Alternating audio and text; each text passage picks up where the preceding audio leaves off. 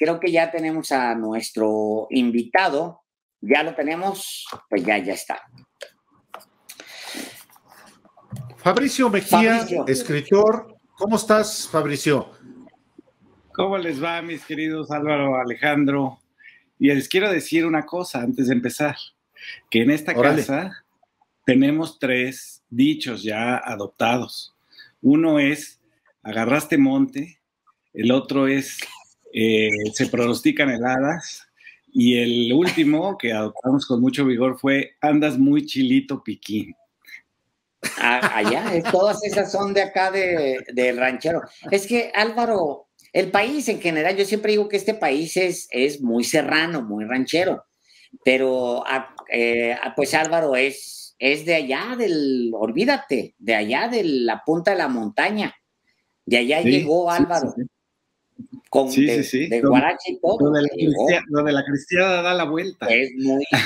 Es correcto, que llegó todavía. Bueno, guarda su recuerdo. Mi sangre, aunque plebeya, también tiñe de rojo. Y efectivamente, yo soy de un lugar hijo de padres campesinos, y yo seguramente hubiera sido también campesino. Por razones de la vida ando en las zonas urbanas, pero en efecto son muchas expresiones que uno tiene de años, y qué bueno que se estén arraigando, ¿no? Así es que, exacto. Fabricio, qué gusto platicar contigo, que estés aquí en Los Periodistas en un viernes de heladas, efectivamente. Efectivamente, ya no se pronostican, ya es un hecho, ¿no? Es correcto, así es. Hay gente que... Contundente e inobjetable. Sí, Fabricio, nada más que sí te quiero decir, quiero dejar este dato aquí para ser muy responsable también, que hay gente aquí en este noticiero, no quiero decir quién, que desde el lunes está pronosticando heladas. No se puede. Te pediría que con mucha responsabilidad tratáramos el tema de las heladas, por ejemplo. Sí.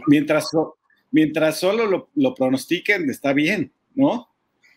Se pronostican para el viernes, ¿no? Perfecto, sí, tienes toda la razón.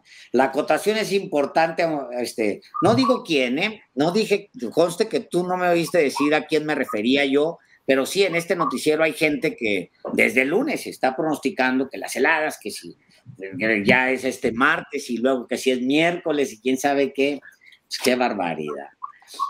Hoy Fabricio tiene nuevo libro, lo recibí de manos de mi querido Fabricio. Aquí está, Los Ninguneados. A ver si tenemos por ahí nuestra portadita. Es esta. Los Ninguneados. Dice la contraportada de la cuarta de Forros, dice, ¿qué es ser hermanos? ¿Qué es eso que llamamos la identidad? ¿Es nuestra historia familiar tan sentida como la de nuestro país?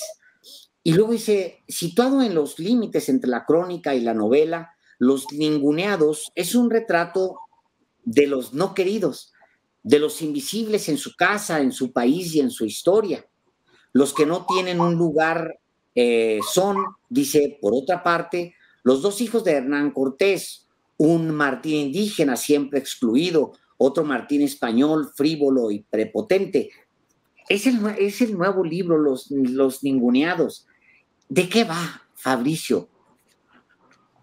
Pues justo es la historia de unos hermanos, es decir, esto que leíste de los hermanos, los 2 llamados Martín, que son los hijos de Cortés, uno con la Malinche y el otro con Catalina, la española, lo que hace, digamos, que uno de ellos, el hijo de la española, sea el primer junior de América y el otro sea el primer ninguneado de América, ¿no? Y por otra parte, una historia de 2 hermanos, los Jaramillo, que actúan, digamos, en recuerdos en los 80s, en los 90s, y finalmente, donde empieza la novela, es a principios de los 2000 es cuando un hermano recibe la llamada de la policía de Veracruz diciéndole que probablemente su hermano se haya ahogado.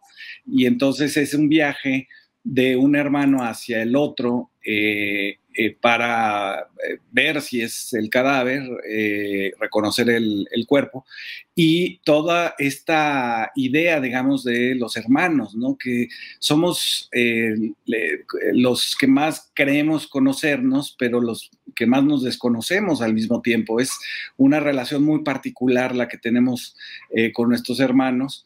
Y entonces este personaje, Manuel Jaramillo, que va buscando a su hermano, que se llama curiosamente Fabricio Jaramillo, va llenando los huecos de alguien que no ha visto durante más de 10 años, que no sabe de su vida y no sabe por qué pudo haberse matado en Veracruz, porque el principio, digamos, se dice, pues, hasta donde yo me quedé, mi hermano no sabía ni nadar, porque lo encuentran en alta mar. Y entonces dice, bueno, a lo mejor se suicidó. Y eso también le dice la policía. Y entonces esto me sirve, digamos, de pretexto para hablar también de los hermanos Cortés, que también se separaron por obra, digamos, de la historia, y ambos en realidad fueron ninguneados, ¿no? Y vienen también muchas historias sobre la conquista, ¿no? Es decir, todos estos ejércitos que se les llaman los indios conquistadores, que son los que ayudan al sitio de Tenochtitlán, y que se les promete que ya no van a pagar tributos, y ¿cuál sería su sorpresa? Que al paso de los años son esclavizados. Y después también el propio Cortés, el propio Bernal Díaz del Castillo, el propio Fray Bartolomé de las Casas, que dicen, bueno, escriben precisamente no para dejar un registro histórico, sino para decir, oiga, nosotros participamos, nos prometieron tierras, virreinatos, etcétera, y no nos han cumplido. Entonces, también es la historia, todos estos ninguneados, de la deuda como parte de la identidad nacional, el menosprecio, y después el invisibilizar a toda esta gente, los pueblos y los personajes a los que les debía a la corona española muchas cosas que nunca les cumple, ¿no? Incluyendo a los tlaxcaltecas, Fabricio, que los apoyaron en la conquista. Sí, claro, ahí hablo de el equivalente, digamos, de las cartas de relación de Cortés es el lienzo de Tlaxcala, que acaba en una pared de un castillo en España porque creen que es una pintura. Y en realidad, bueno, los historiadores nos dicen, es una manta que pintan los tlaxcaltecas diciendo, nosotros participamos, aquí está el número de ejércitos que aportamos, y nos están pidiendo tributo y nos están tratando de mandar a las encomiendas. Nos inconformamos mediante este lienzo, y entonces lo cuelgan en una pared porque creen que es una pintura muy bella, que es una pintura muy bella, pero es la mirada, digamos, de la monarquía española hacia los reclamos mexicanos. Siempre nos ponen en paredes y nunca nos toman en cuenta, ¿no? Hay una historia de ninguneados, diría, en toda la región, pero en particular en México, y suelen ser las mayorías, Fabricio, también los ninguneados, la gente de campo, la gente de las ciudades, las clases bajas a las que nunca les alcanza la justicia social, esos ninguneados de México de siglos, ¿no? También. Sí, exactamente. Es decir, yo lo que digo al principio de la novela es, claro, lo llevo al terreno, digamos, de pareja, ¿no? Es decir, cualquier traición en una pareja inicia con un menosprecio, ¿no? Y después, la gran pregunta de la traición no es, o de la infidelidad no es, ¿por qué? La primera pregunta es ¿desde cuándo? Y entonces esto permite, digamos, también pensar el pasado histórico como una reflexión sobre desde cuándo hemos sido traicionados, no tanto por qué, sino desde cuándo y cómo, ¿no? Y entonces, como dices, ¿no? Hay en las familias, en las regiones, en el país entero, muchísima gente no solamente menospreciada, sino invisibilizada, a la que no se le reconocen sus reclamos y las deudas que el país o el padre de familia o el empleador tiene con un montón de gente, ¿no? Y esta idea también de la traición también se refiere a la memoria, ¿no? Cuando decimos nos traiciona la memoria es porque estamos aceptando esto que dicen los neuropsiquiatras, ¿no? Que cada vez que vamos al recuerdo, queremos recordar algo, lo cambiamos, ¿no? Es una cosa independientemente de nosotros, así funciona el cerebro y se cambia. Y entonces, claro, la diferencia entre el recuerdo y la memoria es que el recuerdo es un evento. La memoria es cómo atamos en una narración todos esos eventos, acontecimientos que recordamos, y eso también va cambiando con respecto a cada vez que los conmemoramos, y lo hemos visto este año con toda claridad, recordamos cierta otra parte, iluminamos de alguna otra manera lo que llamamos memoria histórica, ¿no? Fabricio Mejía es un periodista, un escritor, ya tiene una obra vasta, es joven, es de tu edad, Alejandro Páez Varela, pero tienes cuántas novelas, ¿sí? Erótica Nacional, Hombre al Agua, que son novelas, Viaje alrededor de mi padre, El Rencor, que es de 2006, que es un libro sobre el prismo, pero no quisiera nada más mencionar algunos. Tequila DF, Disparos en la Oscuridad, Vida Digital, Nación TV, Arde la Calle, El Hombre de Confianza, Esa Luz que nos deslumbra. Y claro, libros de crónica como Pequeños Actos de Desobediencia Civil, Salida de Emergencia, Días Contados, Crónica de la Victoria. Tienes ya una vasta obra literaria, Fabricio, y es la primera vez, sin embargo, que te publica el Fondo de Cultura Económica. ¿Tú crees que te hubieran publicado de no ser Paco Ignacio Taibo II el director? O diría yo más, de no haber habido alternancia, ¿hubieras podido publicar en el Fondo de Cultura Económica a pesar de tu obra?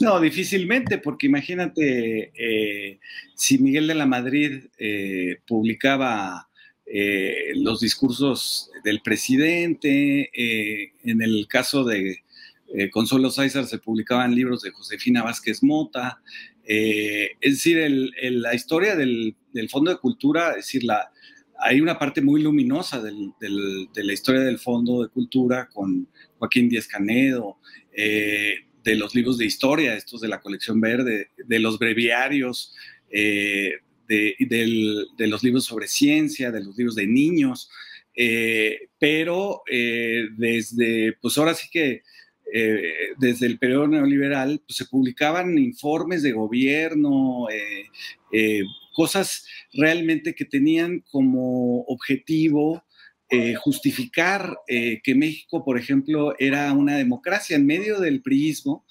se atreven a publicar un libro donde hacen una teoría de que México no es un régimen de partido único, sino de partido dominante, y entonces es un librito que yo por ahí he de tener, porque es una curiosidad, donde comparan Japón y México. Y entonces, porque eran los únicos dos países del mundo que se aplicaban a esta teoría.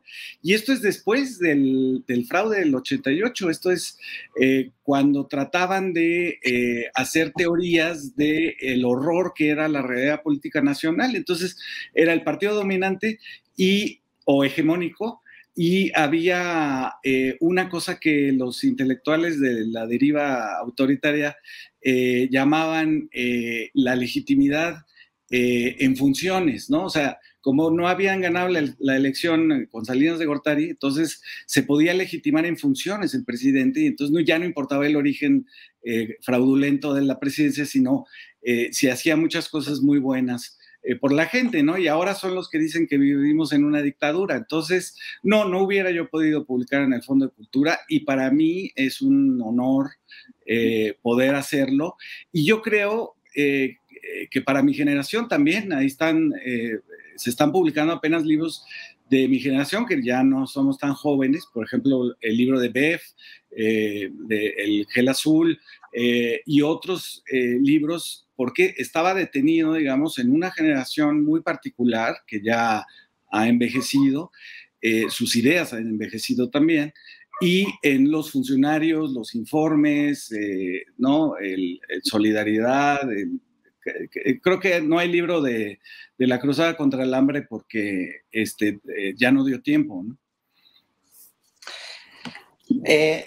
Ha habido, pues sí, como nunca, lo sabemos, una crítica al establishment o a los grupos de poder que han dominado la cultura en México.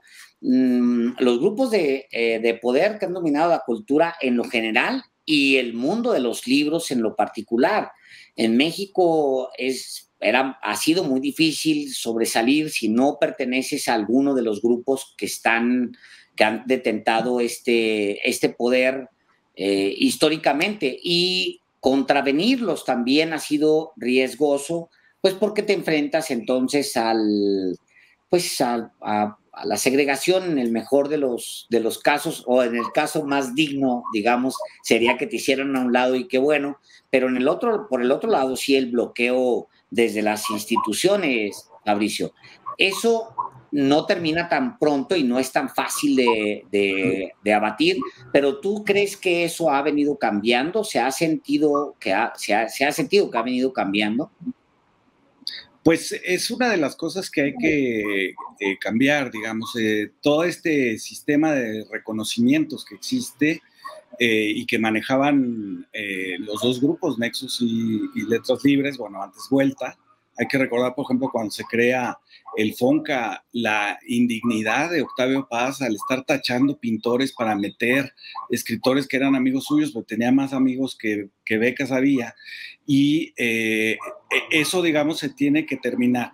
Se ha terminado de alguna manera con el desprestigio de estos grupos, sobre todo de sus cabezas, Krause y Aguilar Camín, pero todo el sistema de reconocimientos no ha logrado girar, ¿no? Al principio hubo como una voluntad cuando pusieron a Mario Bellatín a administrar el asunto de las becas del FONCA, pero la reacción fue de los grupos artísticos casi de antorcha campesina. Entonces, creo que ahí dijeron, bueno, ahí muere. Y han hecho otra cosa que a mí me parece que está bien, que es prestigiar,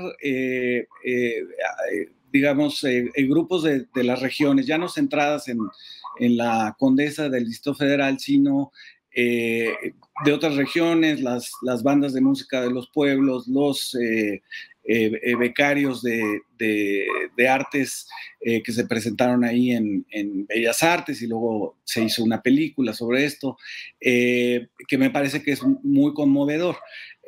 Sin embargo, creo que hay que darle la vuelta al sistema de reconocimientos en el país.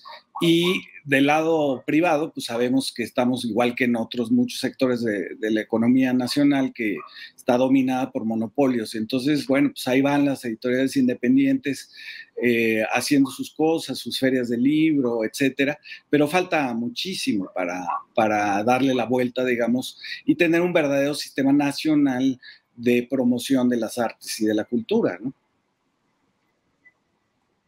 Fabricio, tú eres un hombre de cultura.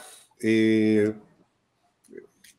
evaluación haces tú prácticamente a 3 años de iniciado este gobierno de la política cultural, si es que existe, y cómo la defines si existe, justamente la política cultural del gobierno de Andrés Manuel López Obrador, que tiene muchos detractores porque no hay apoyos, dicen estos, a la actividad cultural. Sí, había, como en lo demás, mafias, grupos, asociaciones civiles que estaban ahí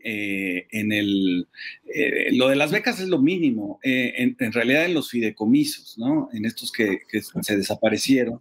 Ahí había muchísimos asociaciones civiles colgadas, digamos, de una cosa muy, muy absurda, que se ejemplifica con el caso de las revistas, ¿no? De Letras Libres y de Nexos, que es, a ver, te pagan la publicidad, muchísima más de la que sale además, ¿no? Porque eso hay que decirlo también. Y después te compro la mitad de la edición para bibliotecas que se quedaban ahí debajo de una escalera, en las bodegas, y nadie las veía. Entonces, el gran absurdo de la promoción cultural de Salinas para acá fue no crear público. No creabas lectores, no creabas audiencias para el cine, ¿no? Se producían muchas películas que quedaban enlatadas, que nunca se exhibían, que de repente te enterabas que existían porque les habían dado un premio en Venecia, en Cannes, en San Sebastián, pero que no se distribuían, no se pasaban en la televisión, y entonces no hubo creación de públicos. Entonces, ahora hay digamos, a mí me parece que sí hay una creación de públicos en un lado nada más, que es todo lo que tiene que ver con fomento a la lectura, que lo encabeza Paco Taibo en el Fondo de Cultura Económica, todo lo que se ha hecho para rescatar las bibliotecas, para que tengan nuevos acervos, que no sean los libros de José Antonio Meade los que puedan consultar en las 7,000 y tantas bibliotecas nacionales. Pero, digamos, creo que este esfuerzo por visibilizar lo que se hace en las regiones a nivel de música, a nivel de danza, sobre todo de artes como performáticas, no ha tenido todavía la visibilidad necesaria, ¿no? Y creo que habría que darle esa visibilidad. Hay, digamos, esfuerzos, etcétera, pero pareciera ser que son insuficientes, o que la parte, digamos, que es comúnmente el auditorio, el público de estas artes, no le interesa lo que se hace en las entidades federativas, y seguimos concentrados en esto a lo que nos acostumbramos, que eran las novedades editoriales, las novedades del cine comercial, del teatro comercial. Hubo un momento, digamos, digamos, el momento más bajo del teatro en la Ciudad de México fue cuando le concesionaron a Ortiz de Pinedo los teatros de la Ciudad de México, el gobierno de Mancera, y el Zócalo estaba concesionado a Ocesa. Entonces, ahí, digamos, eso dio de sí. Hay que crear un nuevo público, que no es un asunto fácil, ni es un asunto de 6 años, ¿no? Sí es muy notorio lo que ha hecho Taibo. Pues digo, la feria, nosotros fuimos ahora a la feria, pues es un éxito, punto. No hay manera de escatimarle absolutamente nada al esfuerzo que se viene haciendo, no de ahorita, sino de muchos, muchos años. Yo decía que pocas veces he visto a un individuo como a Taibo, él personalmente dedicarse a vender los ejemplares, él personalmente agarrarlos, levantarlos y decir, ¿quién me da 3 pesos por este ejemplar? Y regalar, en el sentido más consciente, no los ejemplares que te sobran, sino los ejemplares que funcionan y que debe leer la gente. Eso yo lo he visto por años, por muchos, muchos años, como lo hemos visto los que estamos aquí, nosotros tres. Pero ese esfuerzo es de un hombre, y es específicamente de un personaje que es así, que trae esto muy ensayado y que ha entrenado desde la iniciativa privada durante mucho tiempo, por decirlo de alguna manera, no desde el sector público, sino desde el sector privado, porque él, aunque así es una iniciativa completamente privada, la Brigada para Leer con Libertad. pero siento que ese esfuerzo no es parejo, Fabricio, en otros aspectos. Por ejemplo, deberíamos estar haciendo un nuevo cine, un cine que hablara de un nuevo tiempo. Deberíamos estar haciendo a lo mejor un nuevo teatro, un teatro que responda a darle la vuelta a lo que se ha hecho en los últimos 40 años. Y siento que es muy desigual todo ese esfuerzo en la cultura. Tienes un Paco y ahí está, qué bueno, pero no es parejo el esfuerzo. Sí, lo que hay que buscar es manera de distribuirlo, de que llegue al público, porque de nada nos serviría tener una gran película que reflejara la realidad, que tuviera actores que no se pintaran el pelo de güeros, que no fuera el chiste facilón de la caída, la cachetada, etcétera, pero necesitamos que llegue al público, que se exhiba, que tenga esto que todavía no es superable ni siquiera con los influencers, que es el boca a boca. Así se recomiendan los libros, así se recomiendan las películas y así sigue uno en quien confía, digamos, que siempre como coincide con el gusto de uno, confía uno en ir a ver una película o leer un libro en específico. Y entonces creo que ese esfuerzo tendría que ser tanto del Estado mexicano como de algún tipo de iniciativa privada que no la veo muy interesada en fomentar las artes y la cultura. En general, digamos, muchos de estos productoras editoriales viven colgadas del presupuesto del Estado, pero no generan un público porque no están conectados con una, digamos, una cosa que debería existir, que es una especie de marea, igual que existe en la política, debería existir una marea cultural que demandara estos productos, pero finalmente creo que no nos hemos encontrado ni públicos con creadores de una manera exitosa.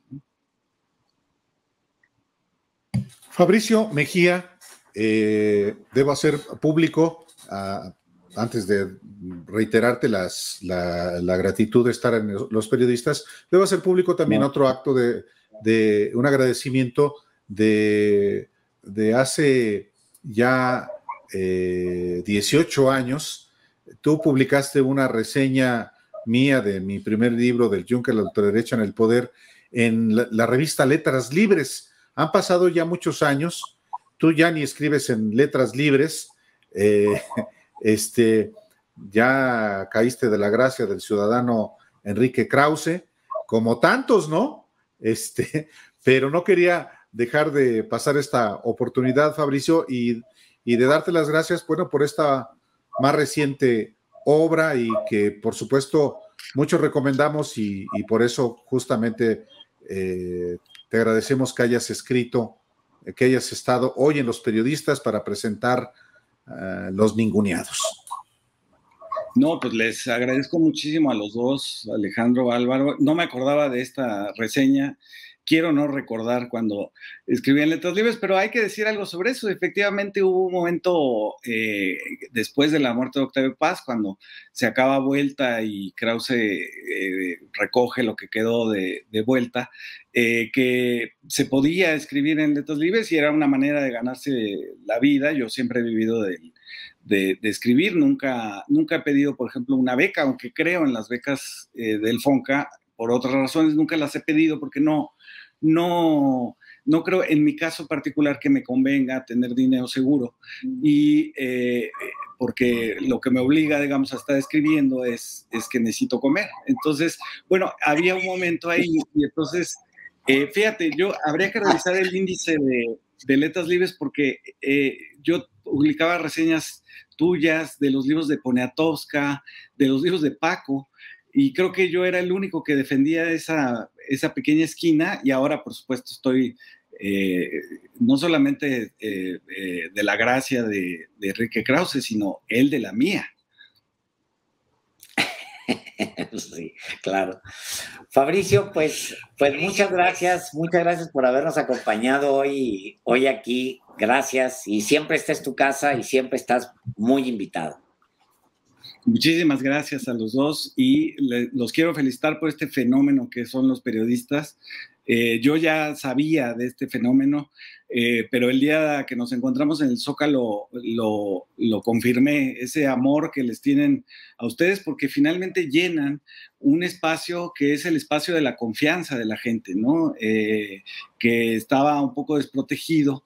Y lo llenan y les regalan desde billetes de 500 para las heladas hasta, ya vi en Twitter el que hace sus muñequitos con sus caras y todo lo que, el amor que les da a la gente, precisamente porque les tienen confianza y saben que ustedes siempre van a estar del lado de la verdad. Muchas gracias, Fabricio. Gracias, apreciamos Fabricio mucho Mejía. viniendo de ti. Gracias. Muchas gracias.